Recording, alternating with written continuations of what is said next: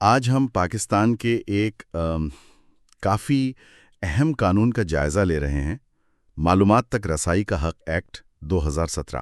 جی، یہ وہ قانون ہے جو شہریوں کو سرکاری اداروں کے پاس جو معلومات ہوتی ہیں ان تک پہنچنے کا حق دیتا ہے۔ ایک جمہوری معاشرے کے لیے تو یہ بہت ہی بنیادی چیز ہے۔ بالکل، اور اس کا مقصد صرف یہ نہیں کہ معلومات مل جائے، بلکہ اصل مقصد تو شفافیت لانا ہے، حکومت کو زیادہ جواب دہ بنانا ہے اور کرپشن کو کم کرنا ہے۔ صحیح۔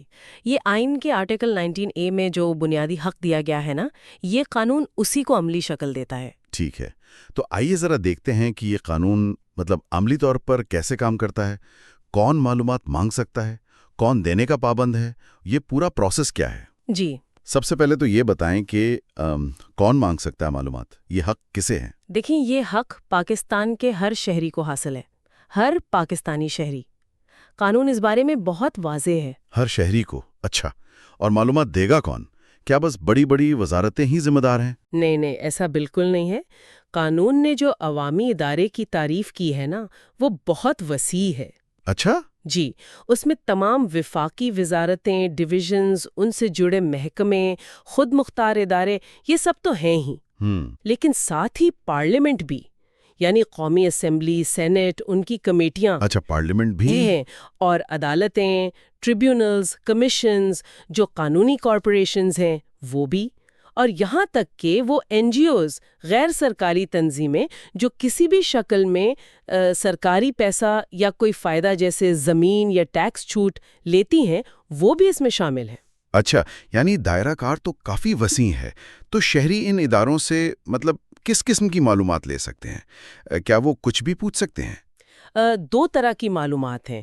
ایک تو وہ ہے جو قانون کہتا ہے کہ اداروں کو خود ہی شائع کرنی چاہیے، یعنی پرو ایکٹیو ڈسکلوجر، بغیر مانگے۔ جی، بغیر کسی کے مانگے، جیسے ادارے کا اپنا سیٹ اپ کیا ہے، آفیسر کون ہیں، ان کی تنخواہیں کیا ہیں، کیا مراعات ہیں، قانون، پالیسیاں، بجٹ کی تفصیل، فیصلے کیسے ہوتے ہیں، یہ سب۔ ٹھیک ہے۔ اس کا مقصد یہ ہے کہ بنیادی معلومات تو ویسے ہی سب کو پتہ ہوں، اس کے علاوہ شہری کسی بھی ریکارڈ شدہ معلومات کے لیے درخواست دے سکتے ہیں، جو بھی ریکارڈ ادارے کے پاس موجود ہے۔ تو اگر کسی کو کوئی خاص چیز جاننی ہے تو وہ درخواست کیسے دے گا؟ کیا طریقہ بہت مشکل ہے؟ نہیں، کوشش تو یہی کی گئی ہے کہ طریقہ آسان ہو۔ درخواست لکھ کر دینی ہوتی ہے۔ لکھ کر؟ ہاں، مطلب ڈاک سے بھیج دیں، فیکس کر دیں، ای میل کر دیں، یا خود جا کر جمع کرا دیں۔ اچھا۔ درخواست میں بس یہ بتانا ہوتا ہے کہ کیا معلومات چاہیے، تھوڑی تفصیل سے، تاکہ وہ اسے ڈھونڈ سکیں، اور اہم بات یہ کہ وجہ بتانے کی ضرورت نہیں کہ کیوں مانگ رہے ہیں۔ وجہ بتانا ضروری نہیں، یہ اچھی بات ہے۔ جی، اور ہر سرکاری ادارے کو ایک نامزد افسر مقرر کرنا ہوتا ہے، ڈیزگنیٹڈ آفیشل، اور قانون کہتا ہے کہ وہ کم از کم گریڈ 19 کا ہو۔ یہ سینیورٹی اسی لیے ہے تاکہ وہ افسر با اختیار ہو اور معلومات کی فراہمی کو یقینی بنا سکے۔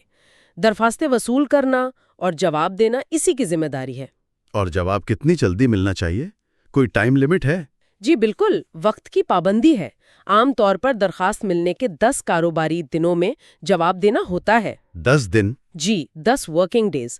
اگر معلومات زیادہ ہوں یا کسی اور ادارے سے پوچھنا پڑے تو 10 دن اور مل سکتے ہیں، یعنی 20 دن تک۔ ہاں، لیکن ایک بہت اہم بات یہ ہے کہ اگر معلومات کسی کی زندگی یا آزادی کے لیے ضروری ہوں تو وہ صرف 3 کاروباری دنوں میں دینی ہوتی ہیں، لازمی۔ 3 دن؟ جی، 3 دن۔ یہ تو واقعی بہت اہم ہے، خاص طور پر ایمرجنسی میں۔ اچھا، لیکن کیا ہر طرح کی معلومات مل جاتی ہیں یا کچھ چیزیں خفیہ بھی رکھی جا سکتی ہیں؟ یقیناً کچھ معلومات مستثنیٰ ہیں، ایگزیمپشنز ہیں، جیسے قومی سلامتی، دفاع سے متعلق بہت حساس معلومات۔ البتہ ان اداروں کی جو کمرشل یا فلاحی سرگرمیاں ہیں وہ مستثنیٰ نہیں ہیں۔ اچھا۔ پھر وہ معلومات جن سے دوسرے ملکوں سے تعلقات خراب ہو سکتے ہوں، یا کسی کی ذاتی پرائیویسی کا معاملہ ہو، یا قانون نافذ کرنے والے اداروں کی کوئی انویسٹیگیشن چل رہی ہو، اس میں رکاوٹ آئے۔ صحیح۔ تجارتی راز ہیں یا ایسی معلومات جن سے ملکی معیشت کو نقصان پہنچ سکتا ہے۔ فائل نوٹنگ کا بھی سنا ہے؟ جی، فائل نوٹنگز، یعنی فیصلے سے پہلے جو افسران آپس میں لکھتے ہیں، مشورے دیتے ہیں، وہ عام طور پر ظاہر نہیں کی جاتی، لیکن ان ایکسیپشنز پر بھی کچھ پابندیاں ہیں۔ اچھا۔ جی، جیسے اگر وزیر انچارج کسی ریکارڈ کو کلاسیفائیڈ یعنی خفیہ قرار دے تو اسے وجوہات لکھنی ہوں گی، اور کرپشن یا انسانی حقوق کی خلاف ورزیوں کے الزامات سے متعلق معلومات کو آپ مستثنی قرار نہیں دے سکتے۔ یہ بہت اہم نکتہ ہے۔ بالکل، اور یہ استثنا ہمیشہ کے لیے نہیں ہوتا، 20 سال بعد یہ خود بخود ختم ہو جاتا ہے۔ 20 سال، ٹھیک۔ تو اگر مان لیں کسی کی درخواست رد ہو گئی یا جواب ہی نہیں آیا ٹائم پر، تو پھر وہ کیا کرے؟ تو شہری اس فیصلے کے خلاف اپیل کر سکتا ہے۔ کہاں؟ پاکستان کمیشن برائے رسائی اطلاعات ہے، انفارمیشن کمیشن۔ یہ ایک آزاد ادارہ ہے، 3 کمشنرز ہوتے ہیں اس میں، وزیر اعظم ان کی تقرری کرتے ہیں۔ اچھا۔ کمیشن کو 60 دن میں اپیل کا فیصلہ کرنا ہوتا ہے، اور اس کمیشن کے پاس سول کورٹ والے اختیارات ہیں۔ یعنی وہ حکم دے سکتے ہیں؟ جی، وہ اداروں کو معلومات دینے کا حکم دے سکتے ہیں، اور اگر کوئی افسر جان بوجھ کر رکاوٹ ڈال رہا ہے تو اس پر جرمانہ بھی کر سکتے ہیں۔ یعنی ایک چیک اینڈ بیلنس کا سسٹم موجود ہے، کم از کم کاغذ پر تو ہے، اور اگر کوئی جان بوجھ کر قانون توڑے، معلومات روکے یا ریکارڈ ہی غائب کر دے، اس پر سزائیں بھی ہیں۔ اگر کوئی جان بوجھ کر معلومات دینے میں رکاوٹ ڈالتا ہے تو 50,000 روپے تک جرمانہ ہو سکتا ہے۔ اور اگر کوئی وہ ریکارڈ ہی تباہ کر دے جان بوجھ کر جو مانگا گیا تھا تو یہ زیادہ سنگین جرم ہے، اس پر 2 سال تک قید یا کم سے کم 1 لاکھ روپے جرمانہ یا دونوں سزائیں ہو سکتی ہیں۔ تو خلاصہ یہ ہوا کہ یہ جو معلومات تک رسائی کا حق ایکٹ 2017 ہے، یہ شہریوں کو طاقت دینے اور سسٹم میں شفافیت لانے کی ایک بڑی کوشش ہے۔ جی، اس میں درخواست دینے سے لے کر اپیل کرنے تک ایک پورا طریقہ کار بتایا گیا ہے۔